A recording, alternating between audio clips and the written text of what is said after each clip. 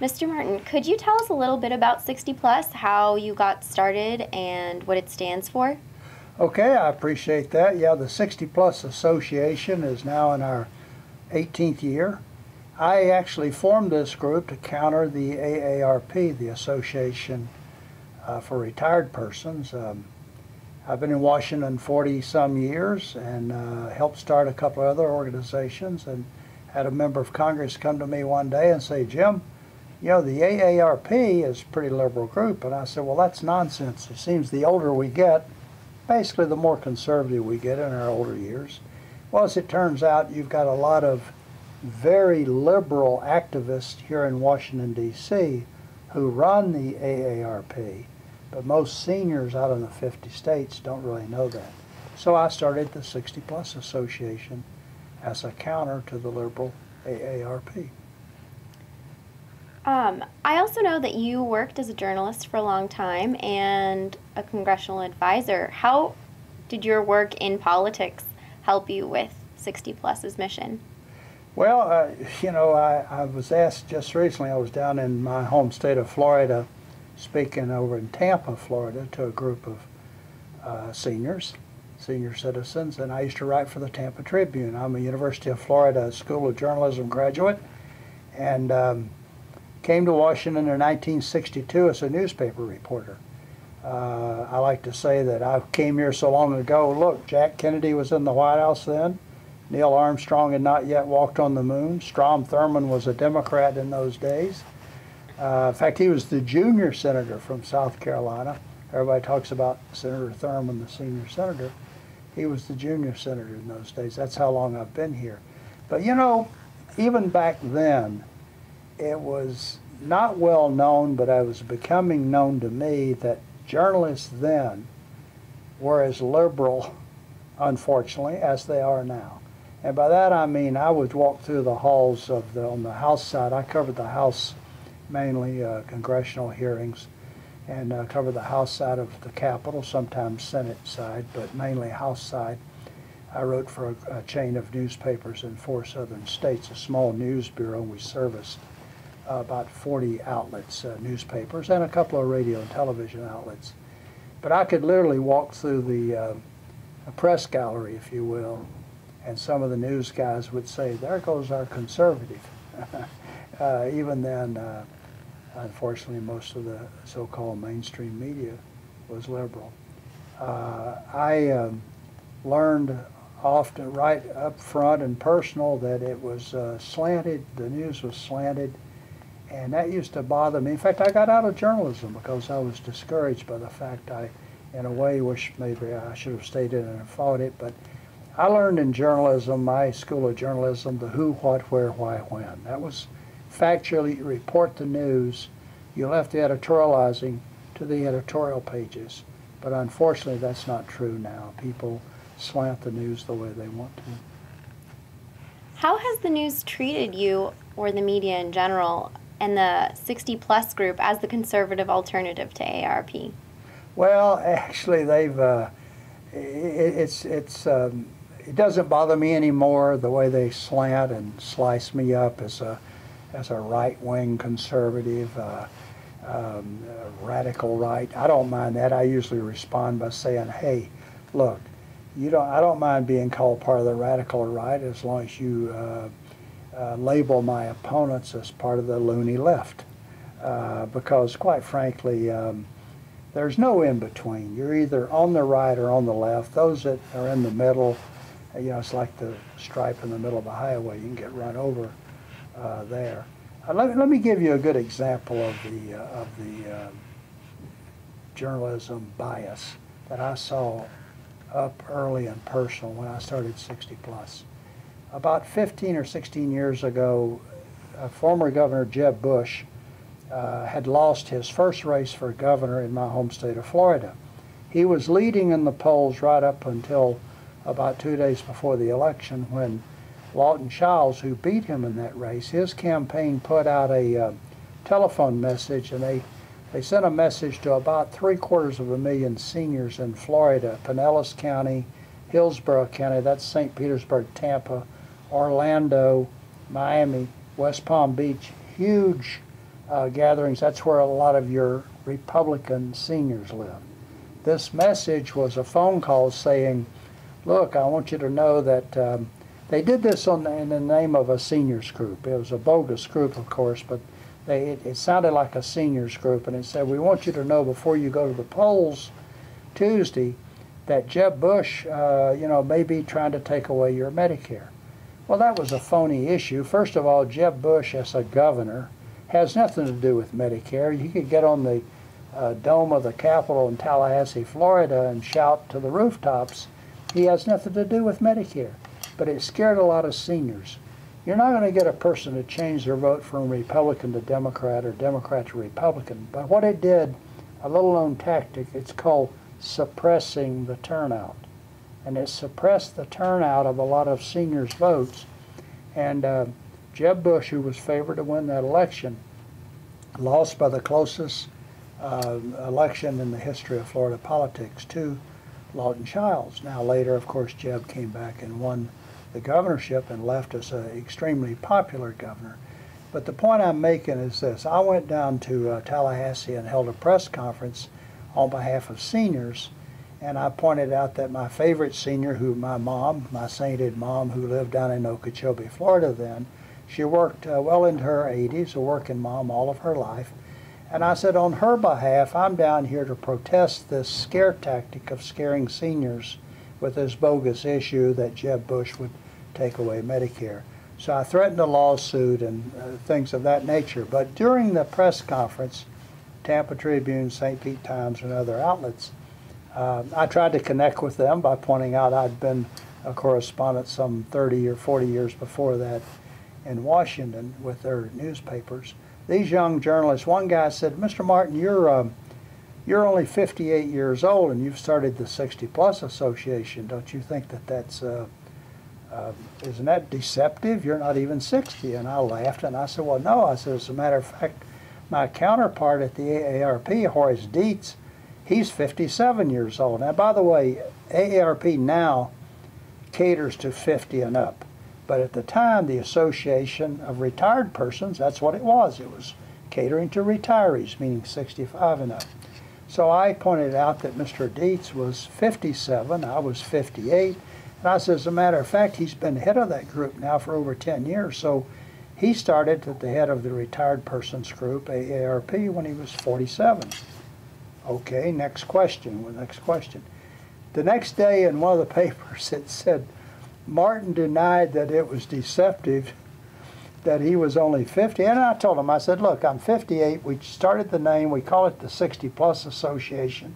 I debated calling it the 50 Plus, the 55 Plus, the 65 Plus. When I was forming this group, 60 just seemed a good cutoff, the 60 Plus Association. So that's how we came up with the name when I started the group. I said, and I was 58, so I didn't. And I said, I tell people when they call in to talk shows that I'm on, no, you don't have to be 60 to join us. I'm only 58 myself. I make that clear to them. Well, the next day in the paper, it said Martin denied that it was deceptive to claim that to have the name 60 Plus while he was only 58. Now that was by omission slanting the news, if you will.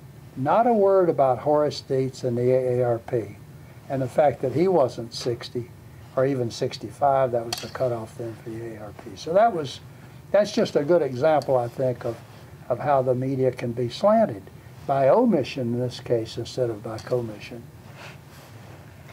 Well, 60 Plus has done really positive things to help seniors' rights. It's a strong advocate of those. So among one of the main things you do is, shoot, I need to restart that question. Okay.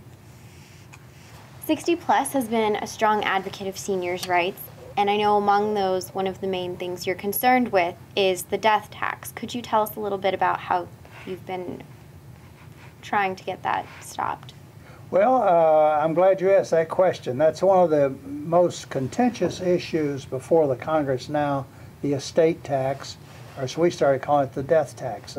Again, when I started 60 Plus, some 18 years ago, you know, you read the comment mail from people that are reaching out to you and trying to discover who you are and vice versa. And I started getting an awful lot of mail, comment mail we call it, from people around the country talking about the estate tax. So I looked into this, and lo and behold, I found out that the Congress, in its infinite wisdom, besides taxing everything that you do, sales tax, this tax, that, you know, you name it, they would tax the very air we breathe, I guess.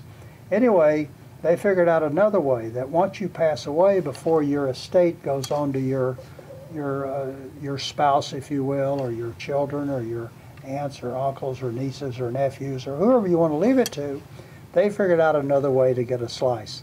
That is to tax your estate before it goes on. So I looked at that and I said, well, my heavens, they are taxing death itself. So we started referring to it as the death tax, the grave robbers tax. We got a million names for this thing. And the fact is, the liberals, though, of course, they like to see that revenue. They know how to spend your money, of course, better than you do. If you don't think so, just ask them, they'll tell you. So we started referring to it as the death tax. Let me tell you, at the 60 Plus Association, we've been pounding that issue now for nearly 20 years. I give Ronald Reagan credit. He called it the death tax a couple of times in the 80s. But it is true that we probably popularized it by referring to it almost every day. And the highlight of at 60 Plus, and the thing like we like to point out at our headquarters, is Bill Gates Sr. wrote a book a few years ago about the estate tax. He's a liberal. He thinks that the revenue should go to the government. And after all, I mean, he is so wealthy, of course, and his son, Bill Jr., so they don't have their own foundation. They have, I think, at least 2 foundations. So they know how to protect their assets with foundations. And who can blame a person, whether they're liberal or conservative, for wanting to set up a foundation to protect those assets, if you will. But a lot of small entrepreneurs, businesses, small farmers, if you will, they don't have the liquidity, they don't have the extra income to hire lawyers and attorneys to set up a foundation.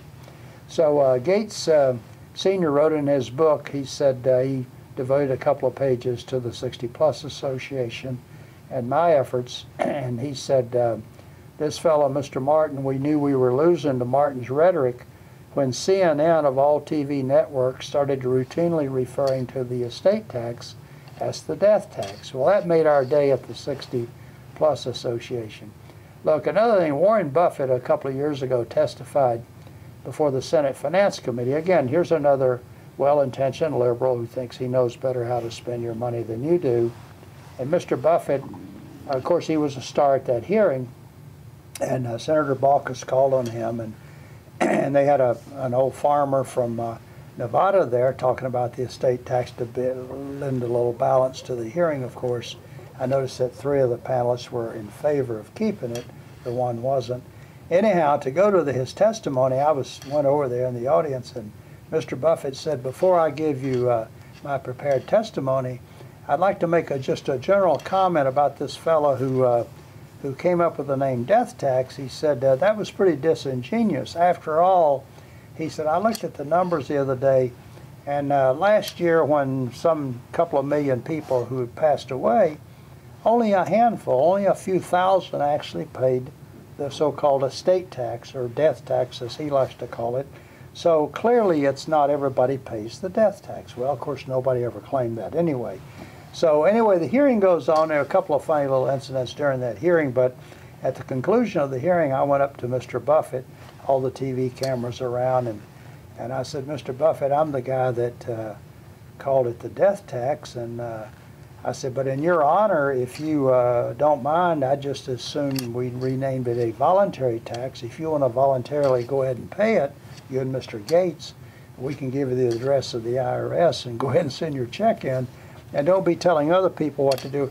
He said, well, there you go again, Mr. Martin. Pretty disingenuous. He turned and wheeled away. He didn't like my comment, of course. One other thing during that hearing, just to tell you how ludicrous this thing is, and how the big spenders think they know better what to do with your accumulated wealth than you do. Senator Jay Rockefeller is on the committee. Senator Kyle on our side. And by the way, John Kyle is the first one to introduce repeal of the death tax in the Senate. He was a member of the House, had always supported it. I went out and campaigned with him when he first got elected in Arizona. And he told me then, Jim, if I win this election, I will introduce a similar bill in the Senate. And true to his word, he introduced the very first bill back in 1995, I believe, to totally repeal the death tax. But he was on our side, obviously, on that hearing. But during the hearing, it was kind of funny. Senator Rockefeller, during the Q&A later with Mr. Buffett, he says to Mr. Buffett, Mr. Buffett, we've talked about a lot of numbers here. He said, right now the exemption is $3.5 million for a family. Per person, it's $7 million for a family. And the rate goes up and down. It's at different rates, different years. But when we first started, it was a $600,000 exemption and a rate of 55%. Now we got it to $3.5 million exemption. The rate's down to 45, so that's a little bit better. Still, we need to get rid of it totally, in our estimation. But during that hearing, it was almost surreal. Here's Senator Jay Rockefeller of the Rockefeller fortune, the Rockefeller Foundation, if you will, saying to the Buffett Foundation, one foundation to the other foundation, say, Mr. Foundation, what do you think would be a fair exemption for the little guy out there? And the two of them, the one foundation and the other, thought, well, this $3.5 to $4 million, that seems pretty fair to me. Don't you think so? One foundation says the other. I'm sitting there shaking my head in the back of the room thinking, how surreal this is. These guys don't pay it anyway. They have the wherewithal to set up foundations to protect their assets. But they were trying to come up with a number they thought was fair to the average taxpayer. Absolute nonsense. That's why I went up to Buffett later and said what I did about, hey, let's call it a voluntary tax if you want to go ahead and pay it. Well, it sounds like the death tax is definitely on top of the agenda for 60 plus, but what other public issues do you guys support or protest? Well, you know, there's a tax, and I brought this up down in St. Petersburg, Florida last weekend when I was down there. There used to be a tax there was an earnings limit that we seniors, you could only earn so much money. Again, this was Congress trying to work the tax code to bring in revenues to the federal coffers. They had imposed a limit on seniors at 65 and up when you start getting your Social Security. Well, the old law said that you could only earn so much, I think it was about $17,000 a year.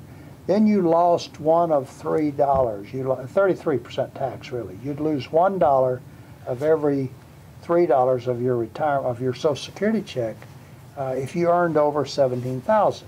Now, let me give you a good example. There was a barber down in Fort Lauderdale, Florida, where I grew up. Owned a little barber shop. He was 68 years old, so he'd been drawing Social Security for about 3 years, worked all of his life. He would take off around the 1st of October every year. So October, November, December, he didn't work. Well, all of his buddies thought, boy, he must be making an awful lot of money. He's taking 3 months off every year. He goes fishing and whatever. Well, the truth of the matter was he had figured it out mathematically. He earned over that limit of $17,000. He worked hard all of his life. He had to work. They thought he was making so much money that he could take 3 months off. The fact was he had the numbers figured out that if he worked from October on, he was really working for himself because the federal government was going to take away, penalize him, that $1 of every 3 of his Social Security retirement. So he said, hey, I'm working for myself, so he would take off. And yes, he would go fishing and whatever. We helped repeal that law back in 2000. In fact, Congressman Clay Shaw, who was the Republican member of Congress from Fort Lauderdale at that time, he was chairman of the Social Security Subcommittee. He held a hearing. I testified on behalf of seniors about lifting this earnings limit. I said a lot of seniors need to continue to work. They don't just want to work, they need to economically. And so Congressman Shaw, we got the thing repealed. So Congressman Shaw told me, in fact, the story I just related to you about the barber in Fort Lauderdale, He told me later, Congressman Shaw came back from a weekend trip home, and he said, boy, Jim, he said, the best thing I've ever done, I think, was getting this thing repealed. He said he'd been a congressman for about 20 years. He'd been in the county commission years before that, well known throughout Fort Lauderdale, Hollywood, Florida area. He was at the barber one day, and this barber came up to him and said, you know, Congressman Shaw, I've been voting for you. I'm ready to make a donation to you. The congressman asked why, and he said, well, he said, this hearing you held. And he said, all my buddies think that I take off every year around the 1st of October. But he said, the truth matter was I was working for nothing anyway. Now you're allowing me to earn whatever I want to earn without penalizing me losing part of my Social Security that I've paid into all my life, you know, for 40-some years as a working adult. He said, now I continue working all year long if I want to. One, I earn more money, obviously. Two, I can buy more gifts for my grandchildren if I care to. But it's my money. I have that right. But he said, I've had to work all my life. And he said, unbeknownst to my friends, I wasn't making that much money. I want to thank you, Mr. Shaw, for lifting that. So we had been instrumental in testifying at that hearing. The AARP did not testify at that hearing. Let me give you another example. And people say, well, why do they have that earnings limit? Well, look, back in the Depression era, there were jobs going begging back then. Now, let me preface it by saying this. Until we had that hearing and got that law changed in 2000, a lot of jobs were going begging at some of these fast food chains. Seniors would go in. Young kids didn't want to go in and flip hamburgers for $7 an hour, but a lot of seniors wanted to, but they were being penalized. They were making, you know, if they made over a certain amount, they would lose part of their Social Security retirement. Now, the law had been imposed in the Great Depression era when they were trying to put people back to work. There was 25% unemployment, so jobs were going begging. So they imposed that limit to make room for younger workers in the workplace.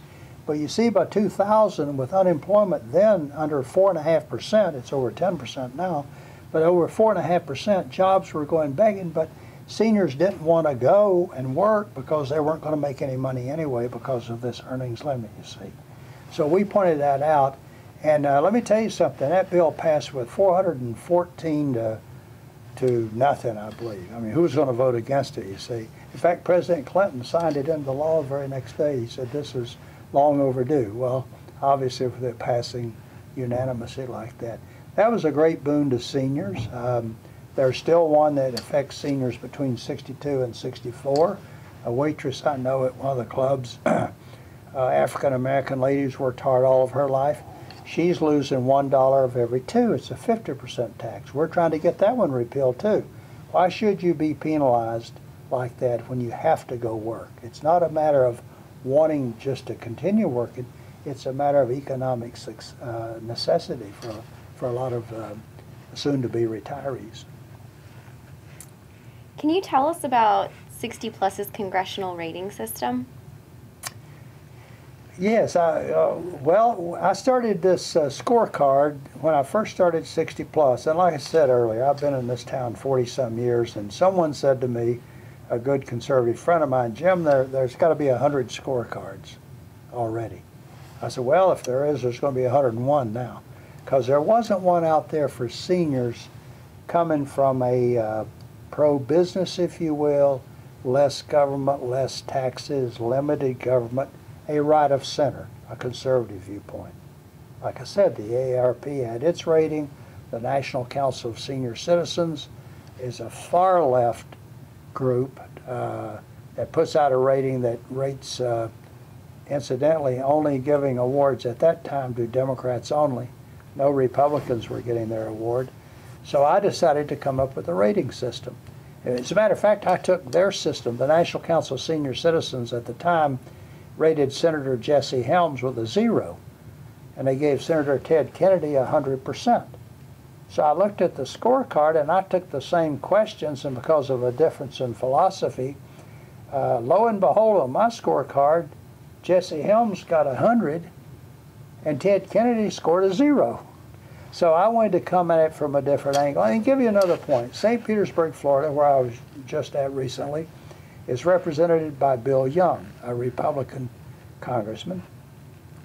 Before that, Bill Kramer. And again, that area is familiar to me because I used to write for the Tampa Tribune just across the bay. So I looked at this rating, and when I testified before a congressional committee, I said, look, with our rating system, this group, the National Council of Senior Citizens, they rate Bill Young, they give him a 20% rating. So in their 10 questions, he only got 2 right, according to them.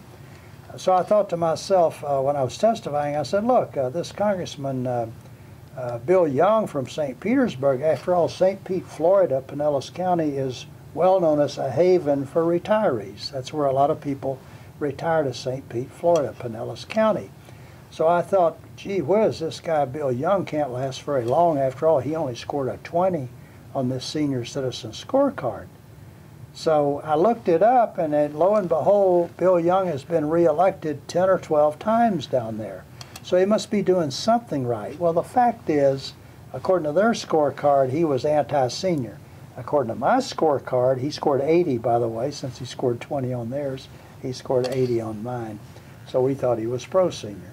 That was long overdue to get a little balance into the system. All these seniors groups, AARP, the National Council of Senior Citizens, National Council on Aging, another not well-known group, and you can't tell by their name, National Council on Aging. You don't know where they're coming from until I looked it up and saw that they gave Hillary Clinton as First Lady, named her their honoree of the year. So I got an idea that they were coming from left of center. So I did start the scorecard to counter on the seniors issues, the left of center approach by all the other seniors groups. Okay. And can you mention how you got Pat Boone involved with 60 Plus? Well, Pat Boone has been an icon for years, to me and so many others, to your grandparents and your parents and others. Pat Boone has been he's a legendary entertainer, obviously. Gosh, I could go on forever about Pat Boone, but I'd met Pat briefly years ago, and so one day I called him. I was talking to a member of Congress who also knew him, and said, okay, let's call him up and ask him. Called him up, we started talking on the phone. He's a conservative, well known throughout Hollywood as a conservative.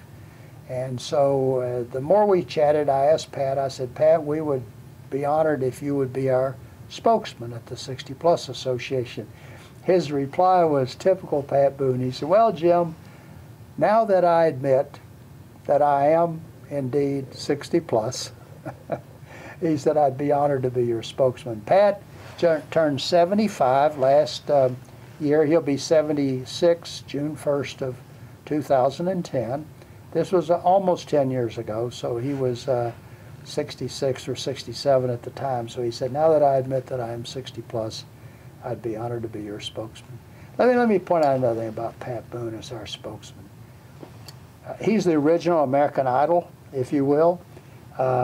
He won not one, but 2 talent shows back 50 years ago. The Arthur Godfrey talent show. Arthur Godfrey was a big star in those days on television.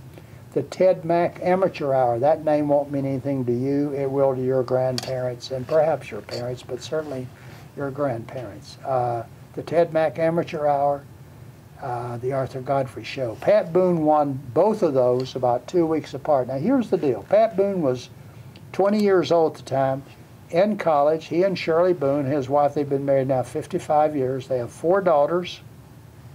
At the time they had 2 daughters. He's called to fly into New York to accept this award. He's 20 years old now, a college kid, if you will. Here's how the Pat Boone career got launched. Pat goes in, does the TV interviews. They're trying to launch the Pat Boone television show. Pat, again, was 20. Doesn't have 2 nickels to rub together. But they come to him, the ad agency, and they said, look, we have a sponsor for the Pat Boone show. It's, have you ever heard of Liggett & Myers? And Pat said, no, what's that? They said, well, that's cigarettes, selling cigarettes, tobacco. And Pat Boone said, no, I don't want to do that. I get a lot of letters and mail from young kids. I don't smoke myself, and I just don't want to do that. And they said, well, Pat, your favorite hero, Ronald Reagan, your buddy out in Hollywood, now this is 50 years ago, and there's a great photo of Ronald Reagan with a Chesterfield cigarette in his mouth, you know, promoting Chesterfields. And Pat said, no, I'm sorry, Ronnie's my friend, but I don't want to do that. Okay, fine, no cigarettes. They come back to him, the ad agency, a little bit later, and they said, Pat, we've got a group out in St. Louis, Missouri, Anheuser-Busch. They want to sponsor your national TV show. And Pat said, Anheuser-Busch, what's that? Well, that's beer. And he said, no, I don't drink and I don't smoke. I don't want to do that. But Pat, everybody does it. See, 50 years ago, it was always, well, they still advertise beer, but you advertise whiskey then, etc. Pat, everybody's doing it. Pat Boone said, well, I'm not going to do it. But Pat, you know, this is money in the bank for you. Sorry, I'm not going to do it. So they came back a little bit later and said, Pat, do you have anything against Chevrolet automobiles? And so it became the Pat Boone Chevy Show. And it was the #1 rated show for several years after that. I point that out to give you an idea of who Pat Boone is. He could have done what everybody else did in those days. Everybody did it. Cigarettes, beer, whatever. Pat Boone didn't do it. He didn't have the money, but he said no. But that's just Pat Boone. He stuck by those principles for 50-some years in Hollywood. It hurt his career immensely.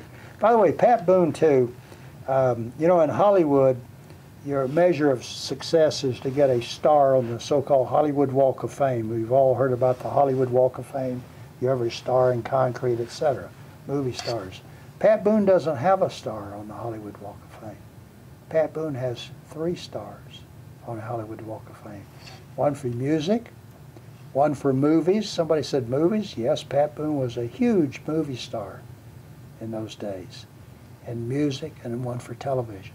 So he has 3 stars on the Hollywood Walk of Fame.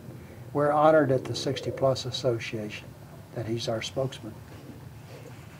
One last fun question. We heard that you gave George W. Bush his first political job. That's impressive. Can you tell us what that was and how that was like? Yeah, 1968, the campaign for the U.S. Senate. My boss then was Congressman Ed Gurney, Republican congressman from Winter Park, Orlando, Florida. And I'd been working for him, for 5 or 6 years then after leaving the news business. And we hired a campaign manager from George H.W. Bush, who was a freshman congressman from Houston in those days. And I spoke at a seminar on how to utilize radio, the forgotten medium, because I'd been an old newscaster and print journalist, how to utilize radio. This is some 40 years ago or more. And on that panel was a guy named Jimmy Allison from Midland, Texas, on how to get a Republican elected in the South. So that's kind of unusual, and that'd be the other way around. How do you get a Democrat elected in the South, I guess?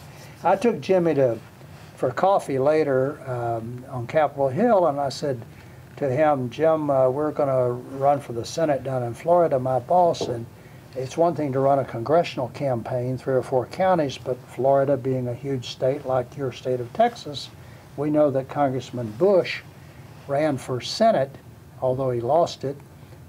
He ran for the Senate before he got elected to the House, and do you have anybody in mind that we could get to run our campaign? And long story short, he said, why don't you hire me?